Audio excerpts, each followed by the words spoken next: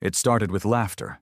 Not the joyful kind, not the human kind, but a cold, metallic ripple that buzzed across 1,000 alien tongues, across 1,000 solar systems, during the grand assembly of the Galactic Council.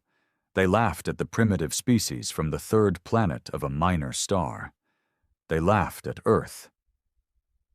"Let them serve," said High Warden Zeltheric of the Varn Dominion, its 4 glowing eyes rolling in synchronized arrogance. "They have muscle, no mind." A murmur of agreement swept the council chambers.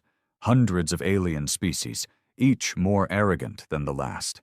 They all nodded, some clicking their mandibles, others rippling their tentacles in affirmation. Earth, the blue marble of savages, had finally been discovered, observed for decades, dismissed, and now approved for galactic servitude, unanimous vote. They didn't see what was coming. They underestimated one thing, what it meant to be human. Back then, Earth didn't even know they had been voted on. The humans were busy fighting among themselves, as usual. Political nonsense, greed, climate tipping points, wars in corners of the world that the rest pretended to ignore. But one day, it all changed. A rift tore open in the sky above New Delhi. It wasn't subtle. It screamed open with blue fire and a thunder that silenced the city. Moments later, dozens more ripped into the world, in Rio, Tokyo, Lagos, Moscow, New York. The sky looked like a broken mirror, and from each shard came ships, smooth, alien, gleaming like obsidian and bone. They didn't attack, not at first. They offered a message, broadcast in every language, somehow already translated. "You are now under the stewardship of the Galactic Dominion. Resistance is unproductive. Compliance will ensure survival." Then came the implants, the collars, the work camps. They took the strong first. Farmers, soldiers, builders, miners. The rest were tagged for later use. But humans aren't livestock. We're wolves dressed as sheep. It started small. A technician in Berlin figured out how to disable a neural tether using nothing but a microwave and an old Nokia phone. A farmer in Brazil killed his alien overseer using sharpened sugarcane. A former Navy SEAL in Detroit hijacked a dropship with 3 sticks of C4 and a rusted-out Jeep. The spark caught. Within a year, the resistance had a name: the Reckoning. And leading it wasn't a politician or a general or even a scientist. It was a man who used to mop floors in a government building, Jared Cole. They called him the Ghost, because every time the aliens thought they'd killed him, he came back twice as deadly. He united gangs, soldiers, hackers, even school teachers, anyone who had lost something to the new order. The first major strike came in orbit. The aliens had built a floating prison above Earth's atmosphere, the Cradle. Thousands of humans packed into cells like animals. They said it was a re-education facility. Jared said it was a slaughterhouse. The Reckoning hijacked a cargo drone, slipped into orbit under the radar, and blew the entire Cradle apart with stolen antimatter. 8,000 humans freed. The Galactic Council didn't laugh that day. They panicked. Because humans weren't dying, they were adapting, faster than any species they'd enslaved before. "We have a problem," hissed Warden Zeltheric across a private channel, its arrogance flickering into something rare. Fear. The Council began sending more forces, elite death squads, psi warriors, bio-beasts, but humans? We just got meaner. Every failed invasion turned Earth into a forge, sharpening humans into monsters of their own. And now, 5 years later, the tide had turned. Ships from the Varn Dominion hung in Earth's orbit, damaged, crippled, and broadcasting a desperate message. "We surrender. We request terms." Too late. Jared stood in the ruins of what used to be Geneva, staring at a live broadcast from the Council. His face was scarred, beard tangled, eyes like flint. Around him, humans cheered, armed with alien weapons and earthborn rage. "They all voted to enslave us," he said, voice low and bitter. "Now they beg." And he didn't smile. He just whispered, "Let them crawl." The Galactic Council's official message was clear: unconditional surrender. But Earth had learned something in those 5 years of blood and fire. Words were cheap, and aliens lied just like men. Jared Cole didn't rush. He made them wait. He stood atop the balcony of the old UN building, now just a skeleton of steel and ash, his long coat swaying in the nuclear wind that still whispered through the cracks of fallen cities. The banner of The Reckoning, black cloth with a cracked golden planet, hung behind him. Around him stood the leaders of Earth's new world, ex-criminals, rogue scientists, soldiers turned rebels, and a few of the very aliens who had switched sides when they realized humans couldn't be broken. One of them stepped forward, a former slave master, a reptilian called Sravkesh. Once he had ruled over hundreds of human prisoners. Now he wore chains of his own and spoke only when spoken to.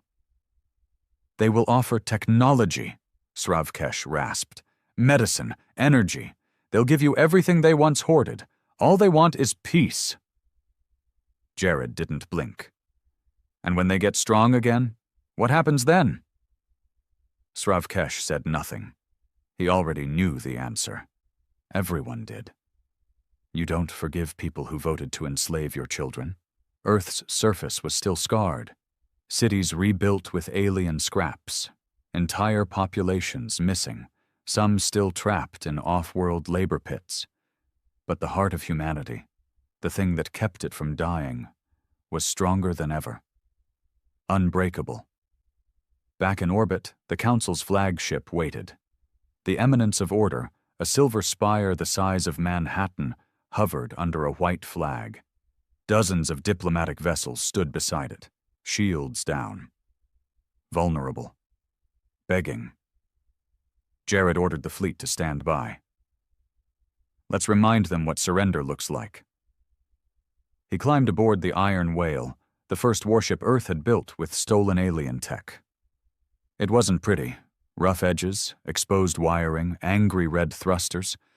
But it worked, and it hit harder than anything in the galaxy. By the time they arrived, the Council's representatives were already groveling, literally. Dozens of species lined up in the throne room of the Eminence, kneeling on trembling legs or coiled tails.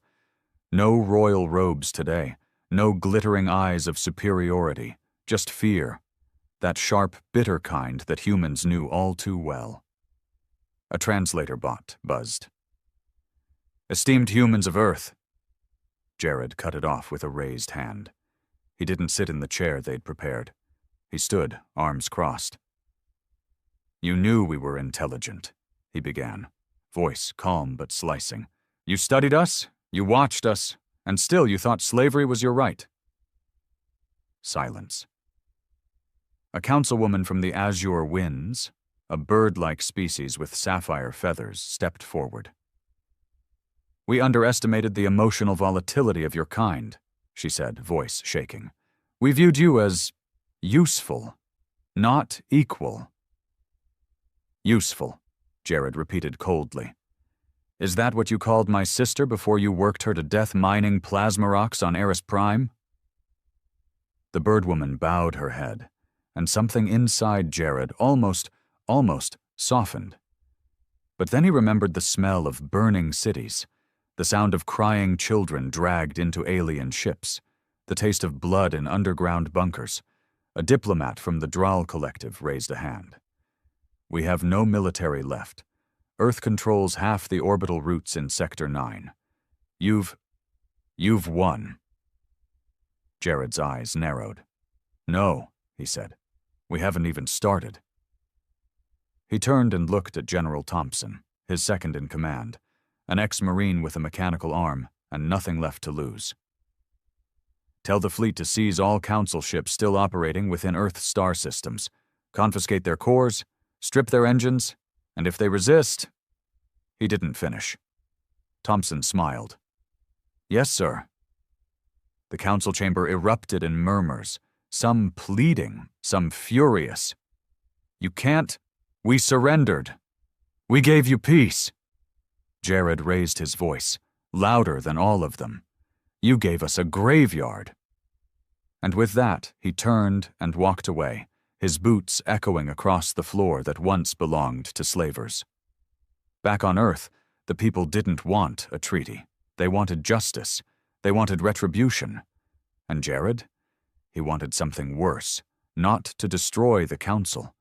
He wanted to make them live under the same fear they once forced upon humans, to become what they made Earth, to make them remember. The days that followed were not filled with parades or peace talks. They were filled with orders. Earth's orbit became a scrapyard of surrendered vessels, stripped, gutted, and dragged back to lunar docks for dismantling.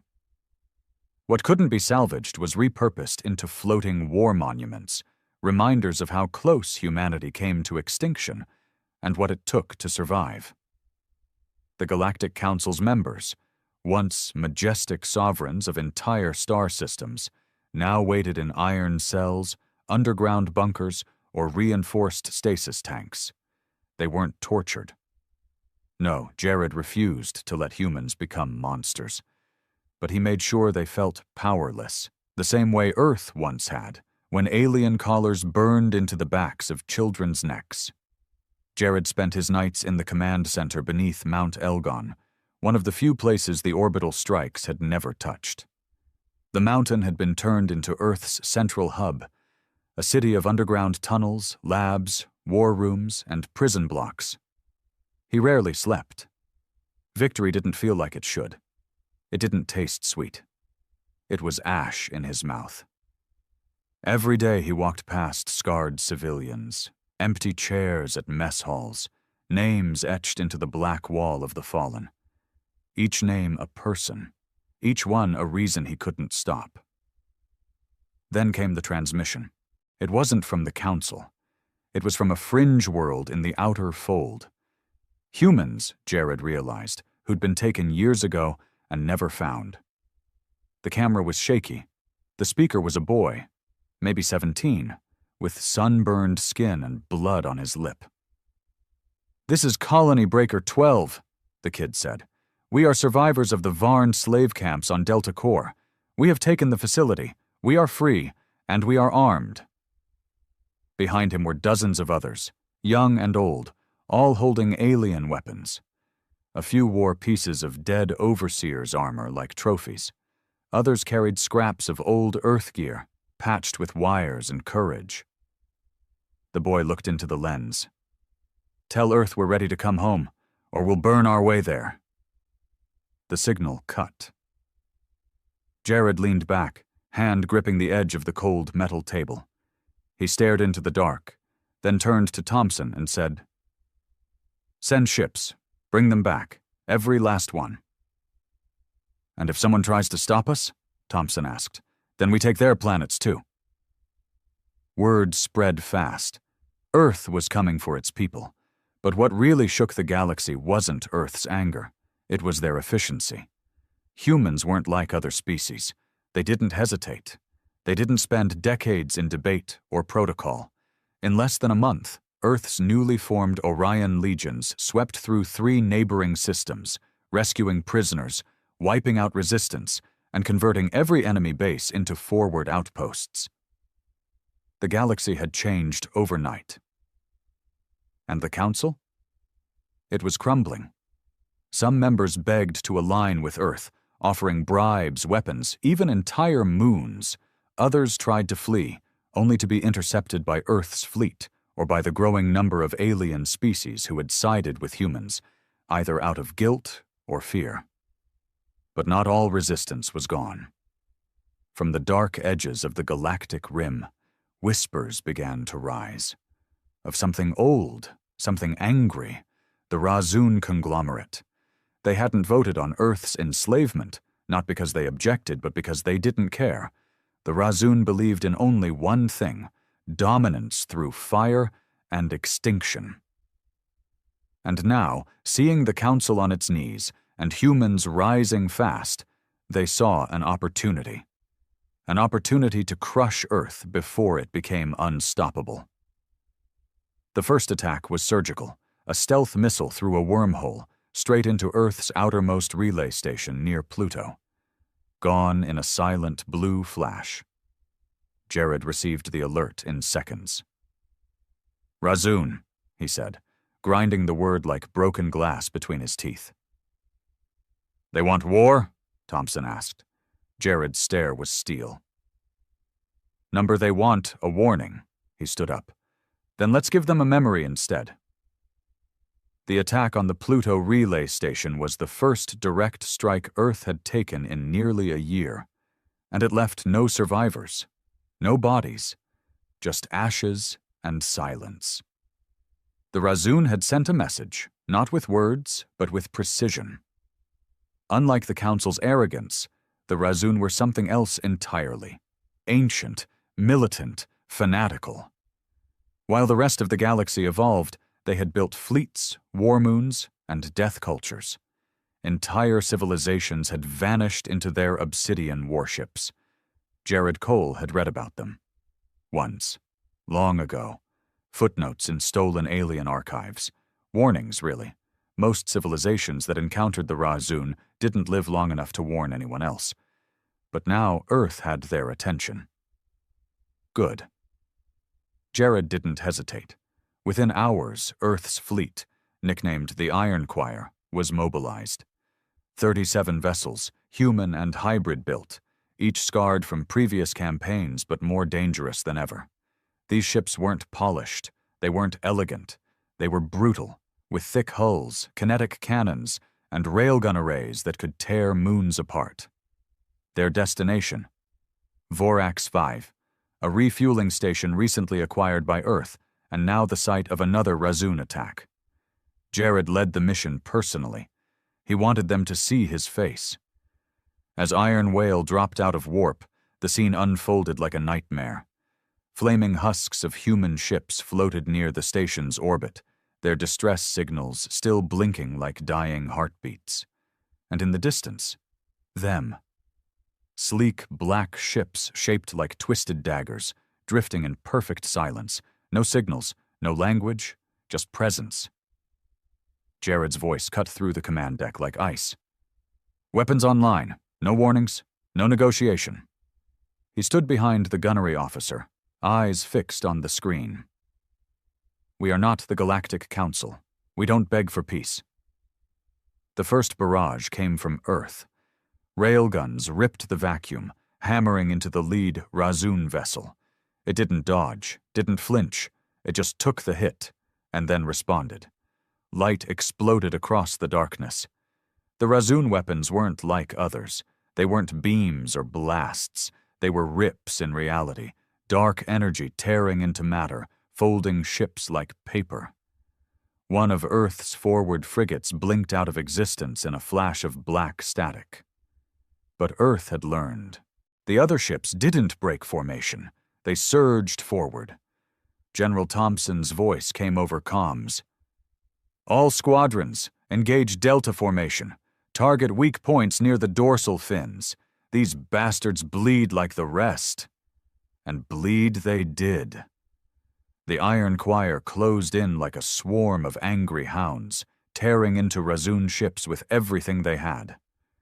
Jared's ship fired volley after volley, breaking through shields with brute kinetic force. One of the enemy vessels tried to ram, but was intercepted mid-flight by a suicide drone, the explosion lighting up the stars with human fury. Inside the Iron Whale, alarms rang. Hull damage, power reroutes, casualties on Deck 3. Jared didn't blink. "Stay on them," he growled. "We don't stop until their last god dies screaming."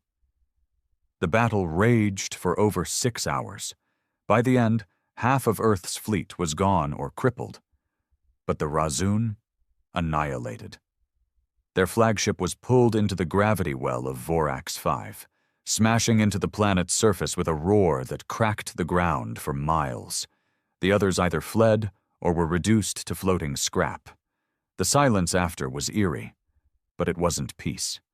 Back on Earth, survivors were broadcast across every reclaimed screen in every rebuilt city. Jared stood before them, coated in soot and blood, looking into the camera with the weight of vengeance behind his eyes. "We bled," he said.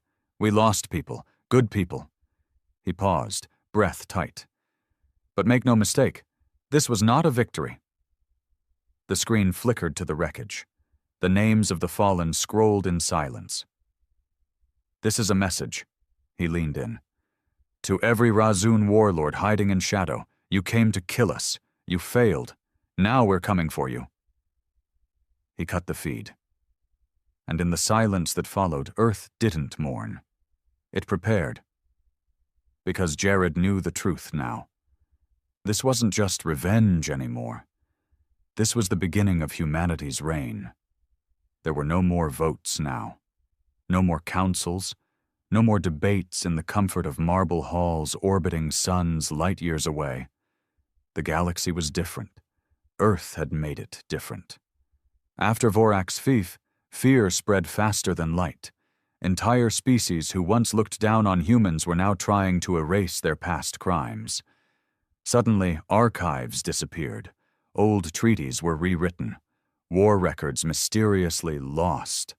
Everyone wanted to pretend they'd never been part of the vote to enslave Earth. But Jared Cole remembered every single one of them. And he had names. Each name belonged to a planet. Each planet to a former council race. And one by one, those names were crossed out. It wasn't genocide. Jared refused to become what they were. But it was something worse. Total public humiliation. Take Varnox, the insectoid race that authored the first slave protocols for humans. Jared didn't bomb them. He didn't scorch their cities. He broadcast their surrender live to 1 billion human viewers. The Varnox Queen, once taller than a tank, crowned in golden chitin, was filmed kneeling in front of human officers, forced to sign a treaty that labeled her people a subject race. Every Varnox citizen was ordered to wear a human insignia armband until further notice. Their libraries were rewritten, their war monuments torn down. Earth didn't just defeat them, it made them kneel, and across the stars, humans watched it all, on holoscreens, in underground bunkers, inside half-rebuilt cities with patchy power and rationed food. And for the first time in centuries, they felt it. Power. The world was still broken. But now, it mattered. In the burned ruins of Seoul, kids with prosthetic limbs practiced mock battles, swinging sticks like rifles and yelling "Iron Choir" with fire in their eyes. In the caves of northern Canada, a new generation of scientists decoded alien relics, turning ancient energy sources into weapons Earth had never dreamed of. Earth wasn't just rebuilding, it was evolving. But Jared knew evolution came with a cost. He stood alone sometimes, in his old quarters beneath Mount Elgon, staring at the single photo he kept above his desk. His sister, Lily, laughing, her eyes soft, her hands smudged with paint. She'd died in the early camps, beaten to death for hiding a child from transport. He had never found the body. He didn't cry anymore. He couldn't. He just looked at her face and whispered, "They still owe you." That debt was what kept him going. Not power, not pride. Debt. One night, a diplomat arrived. Not an alien, a human, tall, clean, dressed in white. The kind of man who hadn't seen war but had watched it from safe screens with wine in hand. He spoke with a smile, too polished. "We should consider ending this campaign. The galaxy's changed. We've proven our point." Jared didn't respond. "We can become a beacon," the man went on. "A symbol of justice, of peace. We don't need to conquer." That word was a mistake. Jared looked up slowly. "We didn't conquer," he said, voice low. "We survived. We hunted those who put collars on our necks. We lit up the stars with their guilt. And now you want me to stop? Because it makes you uncomfortable?" The man hesitated. "You're building an empire," he said finally. "That's not survival anymore." Jared stood, walked past him, stopped at the door. "Survival ends when we're safe," he said. "And we're not safe yet.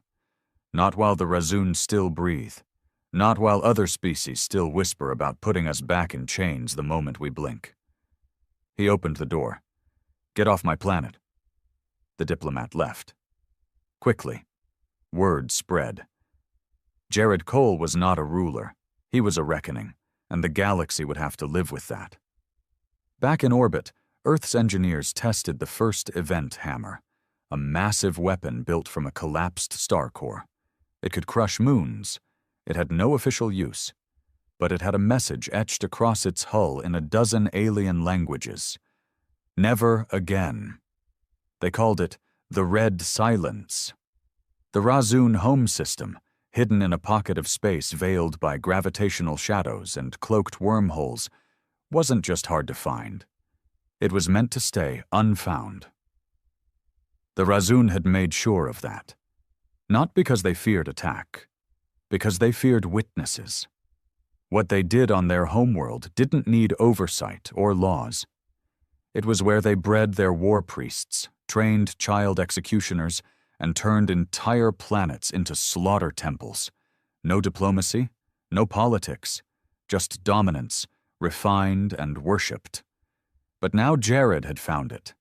It took Earth's most brutal minds to crack the star map that led there. Refugees, traitors, hunted alien archivists willing to sell out the Razoon in exchange for safety on Earth. Jared promised them protection. And delivered. Now it was time for him to deliver something else. Vengeance. The Iron Choir's remains, now reforged into a new fleet named the Pale Engine, surged toward the Red Silence in perfect formation. These weren't exploratory ships. They weren't scouts or diplomats. They were cleavers, designed for planetary dismemberment. At the helm, Jared stood in the heart of the Throat Cutter, the flagship born from the bones of 3 alien dreadnoughts and fused with a neutron spike drive. It looked like a scar dragging itself through space. As they exited warp, silence fell. The Red Silence wasn't just a poetic name. It was real. No signals, no frequencies, no light from the Razoon's black star, pulsing in slow agony. Just the oppressive, endless dark. Until suddenly, there it was. Zurkar, the Razoon homeworld. A world so dark it bent light, rings of bone and iron, orbiting slave platforms. Giant planetary defense cannons fused with screaming faces etched into stone. It wasn't a planet. It was a wound on the galaxy. Jared took it all in without blinking. Begin. The Pale Engine moved in. Razoon ships rose from the void in silence, massive crescent-shaped destroyers bristling with Void Rift weaponry. There was no communication, no warning, just a war that had waited long enough. And Earth did not blink. The first engagement lasted 13 minutes. 4 Razoon warships disintegrated, torn apart by tactical singularities Earth had developed using salvaged enemy cores. Earth lost 2 destroyers, but not crews. Those had been AI-driven ghosts designed to look manned. A trap, a brutal one. By hour 2, the Pale Engine had reached Zurkar's orbit. Jared gave the command. Send it. The event hammer detached from its carrier, a floating titan, burning with inner starlight. Its trajectory was locked on Zurkar's military capital. Kalath Varn, a fortress city built inside a canyon of black glass. When the hammer dropped, it didn't just strike. It erased. The canyon melted. The fortress screamed. A mushroom of glowing red plasma erupted into the upper atmosphere. For the first time in recorded history, the Razoon transmitted a signal. Not words. A single shriek. The pain of gods. Razoon ships faltered. They didn't retreat. But they hesitated, and that was all Earth needed. Jared took the throat cutter through the breach, straight into the stratosphere. Missiles rained. EMP bursts crackled across the skies. Entire Ra-Zun cities began to collapse under the weight of Earth's fury. No mercy, no quarter. Every act mirrored what they'd done to humans decades ago. Only now, the humans were in control. Inside Kalath Varn's ruins, Jared stepped out of the landing carrier with his elite ground team. Ex-slaves, ex-soldiers, ex-victims. Not a single one of them came for conquest. They came to bury the myth of Ra-Zun's supremacy. And in the heart of the palace they found the High Blood Leader, a monstrous being, all bone plate and tendrils, speaking in a dozen tongues. He looked at Jared like a curious insect, even now. "You learned, well," it hissed. Jared raised his pulse rifle. "We learned from the best," he said, "and then we got better." He pulled the trigger. The High Blood's head snapped back, exploded and collapsed into ash. No speeches, no trial, just consequences. By the end of the day, Earth's flag, a simple black star on steel gray, flew above Zurkar. Not as a symbol of conquest, but as a warning. Humanity had been enslaved, mocked, underestimated. Now they stood at the edge of the galaxy with fire in their veins and history under their boots. And for the first time since the stars had birthed life, no one dared laugh at Earth again. The galaxy was no longer laughing. Not after Zurkar. Not after the High Blood's execution was broadcast, uncensored, to every system Earth could reach. The final shot had rippled across the stars like a religious event. Some civilizations wept, others cheered. A few went silent and powered down their long-range comms out of sheer fear. The message was clear. Earth was not just free. Earth was untouchable, but power, real power, doesn't come without rot. And Jared Cole could smell it. It started subtly. A delay in fleet communications here. A falsified casualty report there. At first, Jared thought it was just the usual bureaucratic breakdown, the kind that always slithered in once governments felt safe. But then a name appeared on his encrypted terminal.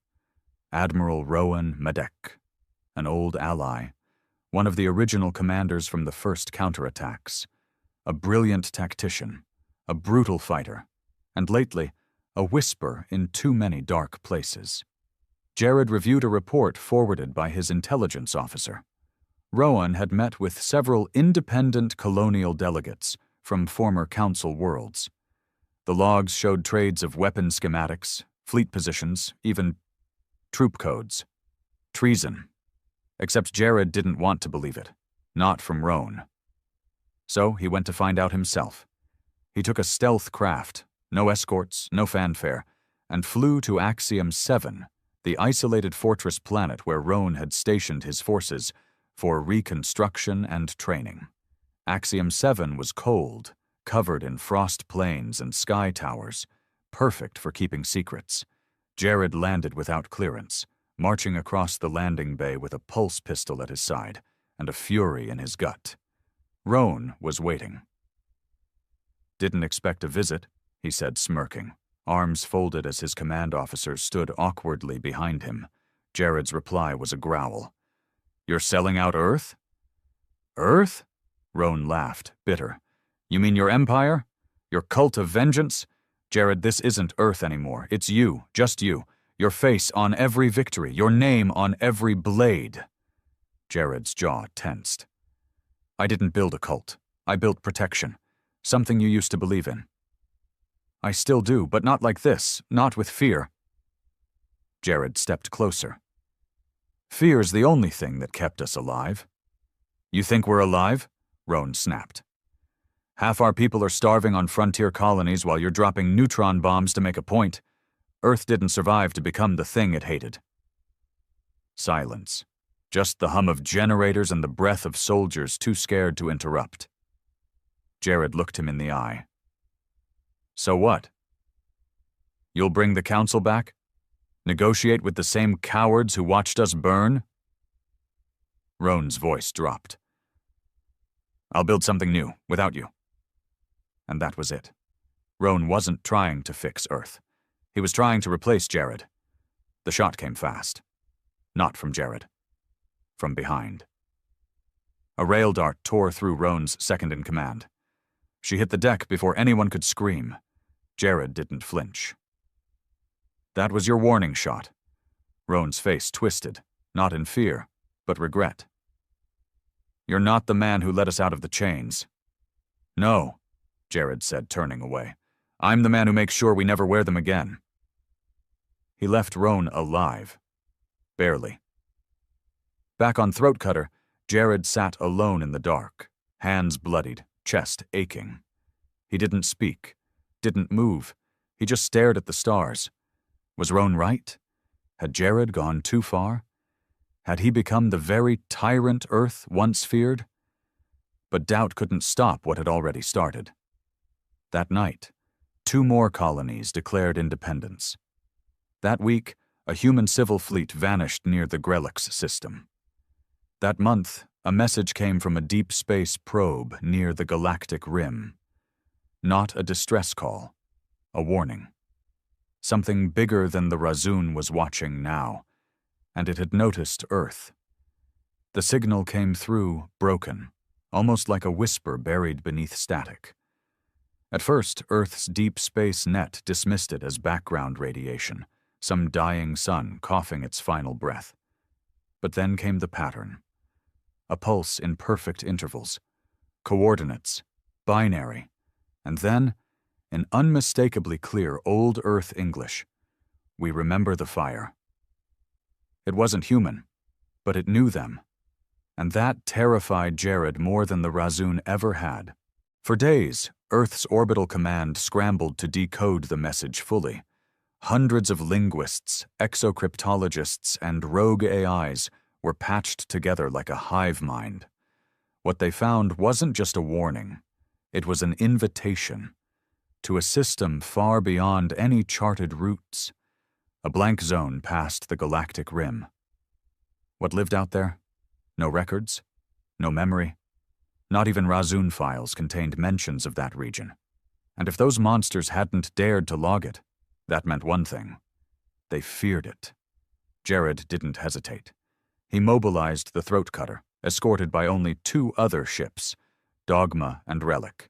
No massive fleet, no bombs, just him and a team of war-hardened ghosts who no longer believed in death. Before he left, Roan sent one final message. If you die out there, I hope it's because you finally found something worth fearing. Jared didn't respond, because fear wasn't the problem anymore. Purpose was. The journey took 7 days through uncharted warp corridors, places where time bent and sensors lied. The stars thinned. Space grew cold, like it didn't want to be known. And then, the system emerged. One planet, black as ink, orbiting a star that pulsed like a slowing heart. There were ships orbiting it, not moving, not alive, dead civilizations. Earth recognized none of them. Their hulls were fossilized, some punctured by energy beams that didn't even resemble weaponry, more like surgical cuts from gods. And floating among them was a structure, massive, angular, alive. It wasn't a station. It wasn't a ship. It was a mind. Jared approached with shields up, weapons powered down. He had no intention of attacking. Not here. Not without understanding. They docked. The airlock hissed open into a corridor that looked carved from obsidian. The walls shimmered with shifting symbols, something deeper than language. Memory, maybe. A voice greeted them, not aloud, inside their minds. You burned your chains. Good. Now you carry them. Jared froze. Who are you? We are what comes after tyrants, what watches slaves become monsters, what remembers the echo of every scream you made the galaxy listen to. The voice didn't accuse. It observed. His team flinched. Some dropped to their knees, clutching their heads. Jared stayed standing. "We survived. We had to make them pay. And they did. But now you face the cost of that fire." The corridor opened into a chamber. A mirror, tall as a skyscraper, faced them. No reflection, just images. Jared saw Earth, then Razun, then Earth again, but different. Worse, cities shaped like weapons, skies full of fleets, children marching in silence. He saw himself on a throne of bones, faceless and still. He backed away. "What is this?" "Your legacy, unless you choose another path." The voice offered no riddles, no threats, just a choice. Return and rule with fire, or walk away and let Earth become something more than vengeance. Jared said nothing. He stared at the mirror. Then he turned away. When they left the structure, it didn't follow. When they jumped back into known space, the voice didn't call again. Back on Earth, things had shifted.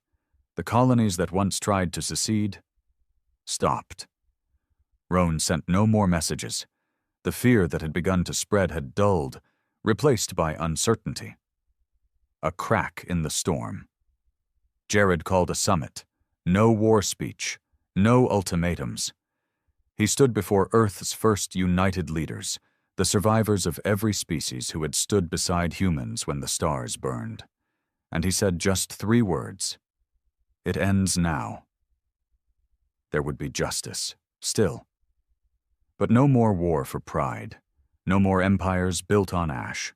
Earth would lead, but it would not conquer. And in the dark beyond the stars, something ancient smiled. Because the ones who survive the fire are not always the ones who start it. The galaxy had voted to enslave Earth.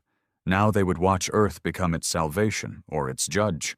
The choice was human.